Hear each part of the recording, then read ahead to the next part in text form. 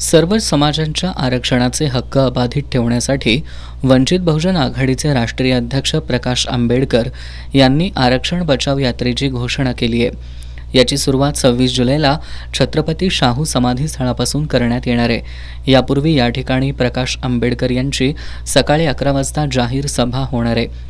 यानंतर छत्रपती शाहू महाराजांना अभिवादन करून या यात्रेला सुरुवात करण्यात येणार आहे, अशी माहिती वंचित बहुजन आघाडीच्या वतीनं देण्यात आली। यामध्ये नागरिकांनी मोठ्या संख्येनं सहभागी होण्याचं आवाहन वंचित बहुजन आघाडीचे राज्य उपाध्यक्ष आणि कोल्हापूर सांगली जिल्हा निरीक्षक प्राध्यापक सोमनाथ साळुंके यांनी केलंय।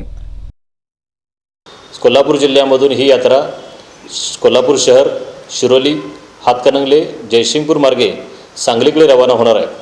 महाराष्ट्रातील आरक्षणवादी वर्गाचे हक्क अबाधित राखण्यासाठी किंवा आरक्षणाविषयी जे प्रश्न गंभीर बनलेले आहेत त्या संदर्भात जनतेशी संवाद साधण्यासाठी आदरणीय बाळासाहेब आंबेडकर महाराष्ट्रभर ही यात्रा सुमारे 20 जिल्ह्यामध्ये साधारणपणे 15 दिवसाच्या कालावधीपर्यंत घेऊन जाणार आहेत आणि महाराष्ट्रातील जनतेशी संवाद साधणार आहेत। माझं समस्त कोल्हापूर जिल्ह्यातील जनतेला आव्हान आहे की या यात्रेमध्ये आणि 26 जुलैच्या होणाऱ्या सभेमध्ये हजारोंच्या संख्येने उपस्थित राहून ही यात्रा यशस्वी करावी। यावेळी दयानंद कांबळे, मिलिंद सनदी, पुंडलिक कांबळे, संतोष सुळकुडे, भीमराव गोंधळी, सिद्धार्थ कांबळे, प्रकाश कांबळे, मच्छिंद्र कांबळे, साताप्पा कांबळे यांच्यासह पक्षाचे पदाधिकारी आणि कार्यकर्ते उपस्थित होते।